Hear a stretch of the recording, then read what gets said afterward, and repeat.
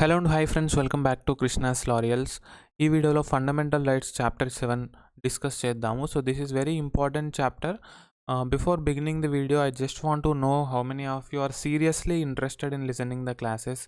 Just comment interested in the comment box so that I will come to know how many of you are really interested and serious in learning constitutional law from this YouTube channel for free. So most of the times నేను upload చేసినప్పటికి కూడా చాలా తక్కువ views, చాలా తక్కువ మంది చూసి interaction కూడా చాలా తక్కువగా ఉంటుంది. అతి తక్కువ మంది కామెంట్లో కానీ ఇన్స్టాగ్రామ్లో కానీ డౌట్స్ అడిగి క్లారిఫికేషన్ చేసుకుంటున్నారు. సో ఈ యొక్క ఫ్రీ క్లాసెస్ని మీరు ఫుల్ ఫ్లెడ్జ్డ్గా సద్వినియోగం చేసుకోవాలన్నది నా యొక్క కోరిక అనమాట. కాబట్టి feel free to utilise this classes and also quizzes conducted in the Telegram and also mock test conducted in the application in Play Store or App Store. So now let us begin this video and don't forget to comment interested in the comment box. So introduction to fundamental rights. So fundamental rights ni manam ఎందుకు ఆ పేరు ఇచ్చాము అని ఒకసారి మనం basic question వేసుకున్నట్లయితే 2 reasons కనిపిస్తాయి. Number 1, ఇవి ఇండివిజువల్ డెవలప్మెంట్ కోసం, ఆల్రౌండ్ డెవలప్మెంట్ కోసం ఫండమెంటల్ అనమాట. చాలా బేసిక్ రైట్స్ అనమాట, చాలా ఇంపార్టెంట్ రైట్స్ కూడా. అందుకని వీటిని ఫండమెంటల్ రైట్స్ అని పేర్కొన్నారు. అంతేకాకుండా ఈ ఫండమెంటల్ రైట్స్ని మనకు ఇచ్చింది ఎవరు అంటే ఇండియన్ కాన్స్టిట్యూషన్ని మనం fundamental law of the land అంటాము. అందుకని ఆ ఫండమెంటల్ లా ఇచ్చింది కాబట్టి మనం వీటిని ఫండమెంటల్ రైట్స్గా పేర్కొంటాము. So this is the second reason. అయితే ఈ ఫండమెంటల్ రైట్స్ గురించి మనం ఈ వీడియోలో ఇంపార్టెంట్ ఫ్యూచర్స్ డిస్కస్ చేద్దాము. సో ఇవి ఇంపార్టెంట్ రైట్స్ అండి. ఫండమెంటల్ రైట్స్ అనేది పార్ట్ 3లో ఆర్టికల్ 12 నుంచి 35 వరకు అయితే ఉంటాయి. అయితే ఈ ఫండమెంటల్ రైట్స్ అనేవి ఇండివిజువల్స్ మధ్య ఈక్వాలిటీని అండ్ డిగ్నిటీని, పబ్లిక్ ఇంట్రెస్ట్ని పెంపొందించడానికి, యూనిటీ ఆఫ్ ద నేషన్ని కాపాడడానికి ఉపయోగపడతాయి అన్నమాట. సో ఇది పొలిటికల్ డెమోక్రసీ అన్న కాన్సెప్ట్ని ఎక్కువగా ప్రమోట్ చేస్తాయి. అట్ ది సేమ్ టైం మనకు సోషల్ అండ్ ఎకనామికల్ డెమోక్రసీని కూడా కొన్ని ప్రొవిజన్స్ అయితే ప్రమోట్ చేస్తాయి. సో ఇది దేన్ని ప్రోత్సహిస్తాయంటే పొలిటికల్ డెమోక్రసీ. ఓకే, సో ఇది దేన్ని నిర్మూలిస్తాయి లేదా ప్రివెంట్ చేస్తాయి అని అంటే authoritarian and despotic rule in the country. అంటే నిరంకుశత్వం, అడ్డులేనితనాన్ని ఇవి నిలుపుతాయి అన్నమాట, ప్రివెంట్ చేస్తాయి. అంతేకాకుండా దేన్ని రక్షిస్తాయి అంటే liberties and freedoms of the people against the invasion by the state. అయితే ఇవి లిమిటేషన్స్, అడ్డుగోడల్లాగా నిలుస్తాయి. దేనికి? Tyranny of the executive and arbitrary laws of the legislature. In short, they aim at the establishing government of laws and not of men. అయితే ఇది చట్టం యొక్క పరిపాలన తీసుకొస్తాయి అన్నమాట, వ్యక్తుల యొక్క పరిపాలన కాదు. Government of laws and not of men ఉద్దేశంగా ఒక్క లైన్లో ఏంటి ఫండమెంటల్ రైట్స్ ఏం చేస్తాయనంటే మీరు చెప్పొచ్చు, it establishes a government of laws not of men.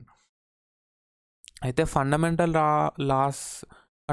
రైట్స్కి మూలం ఏంటి అని అంటే మగ్నా కార్టా అండి. సో మగ్నా కార్టా అనేది ఒక historic document that laid down basic rights of the people in England. 1215 ఈ ఇయర్లో మనకి కింగ్ జాన్ ఆఫ్ ఇంగ్లాండ్ ఈ మగ్నా కార్టాని తయారు చేయడం జరిగింది. ఇందులో కొన్ని ఫండమెంటల్ రైట్స్ పెట్టి వాటిని సిటిజన్స్కి, ముఖ్యంగా బ్యారన్స్ ఎవరైతే బిజినెస్ మ్యాన్స్ ఉంటారో వారికి అయితే కల్పించడం జరిగింది. అలా రైట్స్ కల్పించడం మొదలైంది ఈ మగ్నా కార్టా ద్వారా అనమాట. So it gives protection from unjust imprisonment and fair trial by peers. So ఇది ఒక సిగ్నిఫికెంట్ చేంజ్ అని చెప్పొచ్చు towards constitutional governance and protection of individual liberties in England.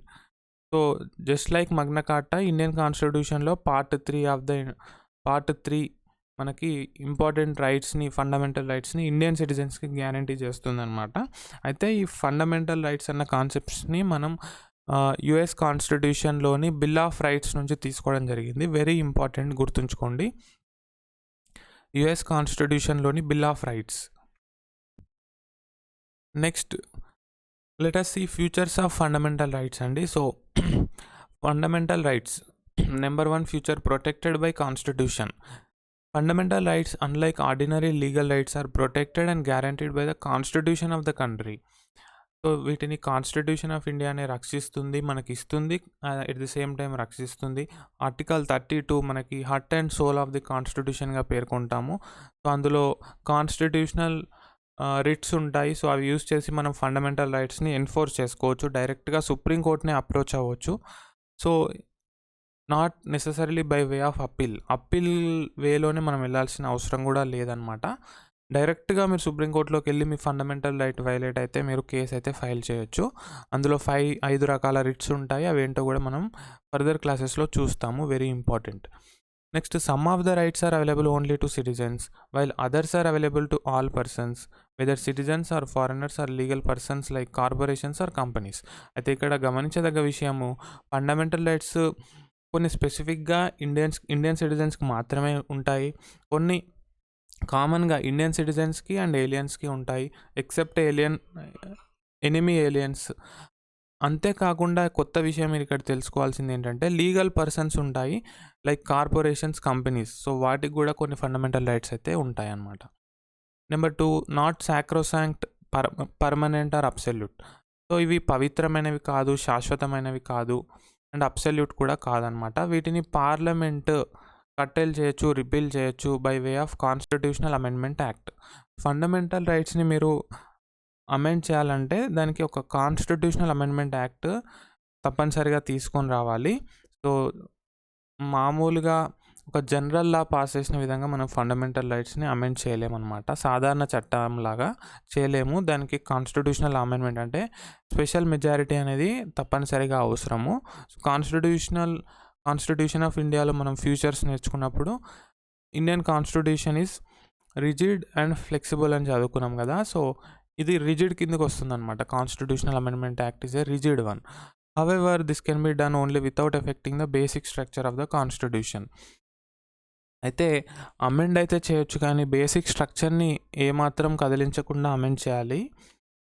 So ఎప్పుడైనా అమెండ్ చేశారంటే ఎస్ చేశారండి. మనకి రైట్ టు ప్రాపర్టీని తొలగించడం జరిగింది 44th కాన్స్టిట్యూషనల్ అమెండ్మెంట్ యాక్ట్ 1978 ద్వారా. అదేవిధంగా ఫండమెంటల్ రైట్స్ అనేవి అబ్సల్యూట్ అయితే కాదు, అంటే వాటికి తిరుగు లేదని కాదు, అవి qualified. Not absolute but qualified అని మీరు అండర్లైన్ చేసుకోండి. స్టేట్ రీజనబుల్ రెస్ట్రిక్షన్స్ని ఇంపోజ్ చేయొచ్చు అనమాట. Okay, however the reasonability to the restrictions is decided by the courts. So ఆ రెస్ట్రిక్షన్స్, ఆ పరిమితులు అనేవి రీజనబులా కాదా అనేది కోర్ట్స్ డిసైడ్ చేస్తాయి. నెక్స్ట్, రైట్స్ ఆర్ జస్టిసియబుల్ అంటే మీరు ఈ రైట్స్ని ఎన్ఫోర్స్ చేసుకోవచ్చు whenever they are violated. Whereas DPSP, directive principles of state policy are non justiciable అంటే అవి వయలేట్ అయినప్పుడు మీరు కోర్ట్స్ని అప్రోచ్ అయ్యి దాన్ని ఎన్ఫోర్స్ చేయించలేరు. So justifiable allow persons to move courts for their enforcement if and when they are violated. Ubi jus ibi remedium. So దీని meaning ఏంటంటే where there is right there is a remedy అని అర్థం. Any aggrieved person can directly go to the supreme court in case of violation of any fundamental right.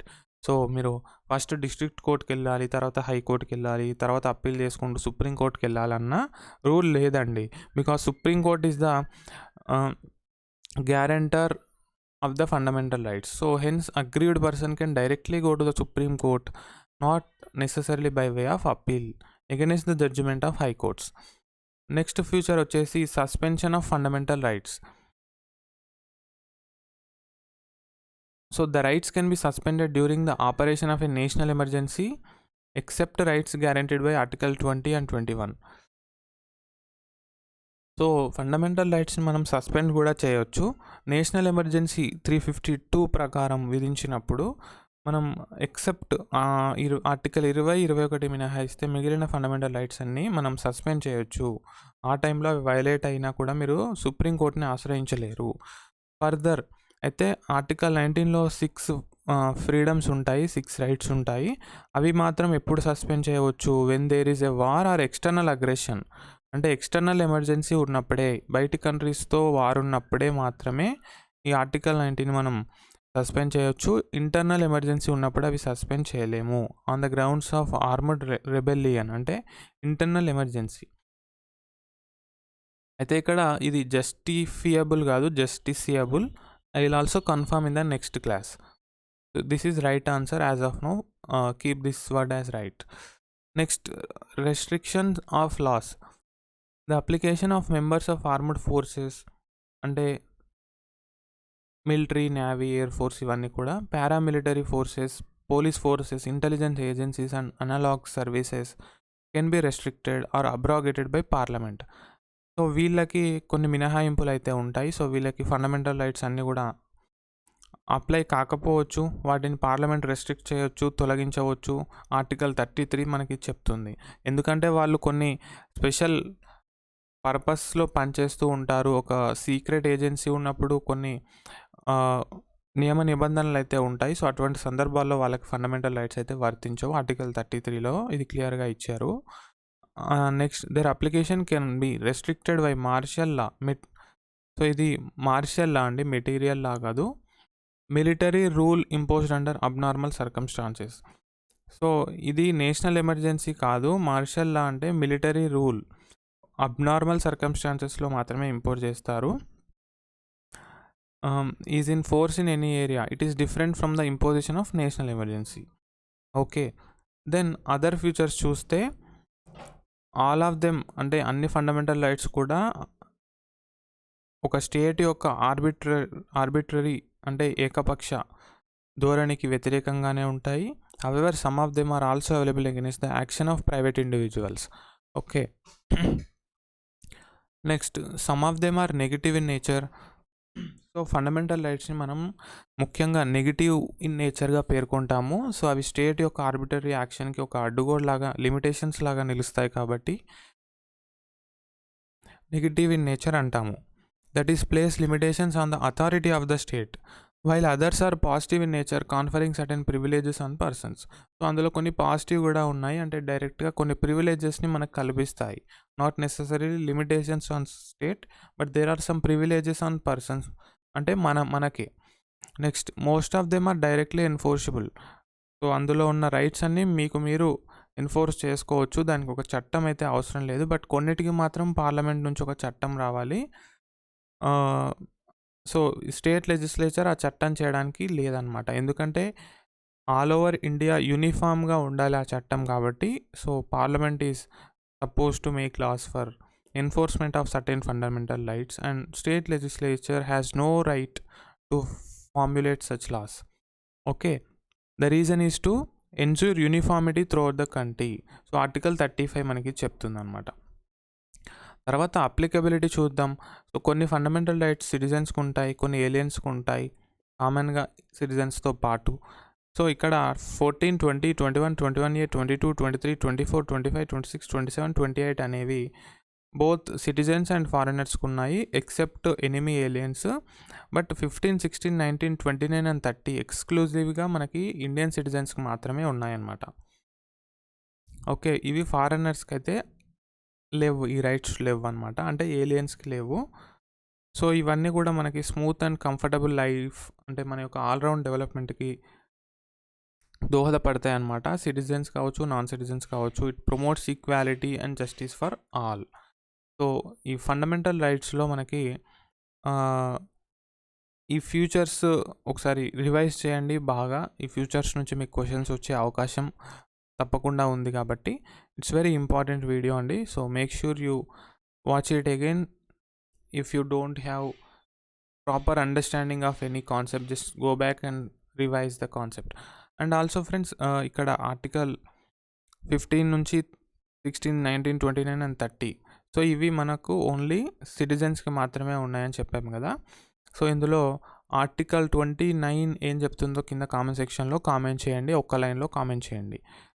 తర్వాత మీ అందరికి తెలిసిన విషయమే కదా, మన mega mock test series launch చేసిన సంగతి. TS and AP law set 2024 top ర్యాంకర్స్గా మీరు నిలవాలంటే తప్పకుండా మన యొక్క mega mock test series which has huge discounts running now, తప్పకుండా మీరు అందరూ అందులో జాయిన్ అవ్వండి. సో దట్ ఆల్రెడీ చాలామంది జాయిన్ అవుతున్నారు. సో మీరు కూడా జాయిన్ అయ్యి మీ యొక్క ప్రిపరేషన్ని ఒకంత రెట్టింపు చేసి, మీ యొక్క ప్రాక్టీస్ని పెంచి, ప్రీవియస్ ఇయర్ పేపర్స్ సాల్వ్ చేసి, స్పెషల్ క్లాసెస్ని విని మీరు అందరికంటే ఈ కాంపిటేటివ్ వల్ల ఒక అడుగు ముందులో ఉండాలని కోరుకుంటూ, మీకు ఏమైనా డౌట్స్ ఉంటే stay connected in Instagram. This is our ID, and make sure you join hour Telegram channel అండి. ఇందులో మనకి డైలీ క్విజ్ కండక్ట్ చేస్తున్నాము అండ్ వాట్సాప్ గ్రూప్లో కూడా అప్డేట్స్ ఏమైనా ఉంటే రెగ్యులర్గా పోస్ట్ చేయడం జరుగుతుంది. అండ్ యాప్ డౌన్లోడ్ చేసుకోండి. యాప్లో కొన్ని ఫ్రీ టెస్ట్లు కూడా ఉన్నాయి.